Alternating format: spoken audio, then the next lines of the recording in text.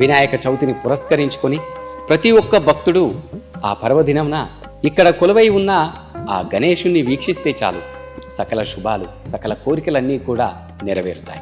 300 ఏళ్ల క్రితమే ఆ స్వామివారు ఇక్కడ స్వయం వ్యక్తంగా కొలువై భక్తుల చేత నిత్య పూజలు అందుకుంటూ ఉన్నాడు. సంతాన ప్రదాయుడిగా కూడా ఆ స్వామికి పేరు ఉంది. చాలామంది భక్తులు మా గిద్దెన్న అని కూడా ప్రేమతో పిలుచుకుంటూ ఉంటారు. అంతటి ప్రాశస్తం అంతటి వైభవాన్ని కలిగి ఉన్న ఆ వినాయకుడి మెండైన ఆశీస్సులన్నీ కూడా మనకు ఉండాలని కోరుకుందాం. నా పేరు మమతా శ్రీనివాస్. శ్రీ గణేశాయ నమః. మేము 97 సంవత్సరం నుంచి ఇక్కడ నివసిస్తున్నాము. అప్పటి నుండి మా ఇంట్లో ఎలాంటి కష్టం వచ్చినా అర్థిస్తే వినాయకుడు ఇట్లే వరమిస్తాడు. అన్ని దేవుళ్ళకెల్లా ప్రథమంగా వినాయకుడి పూజ చేయాలని ఎలా అనుకుంటామో అలాగే ప్రథమ పూజ్యుడైన వినాయకుడు వరమిచ్చుట్లో కూడా ముందుంటాడు. మా పిల్లల స్టడీ విషయమైనా మేము ఏది కోరుకున్నా అది నెరవేరింది. మా 2 బిడ్డలకు పెళ్ళిళ్ళు అయిపోయినాయి.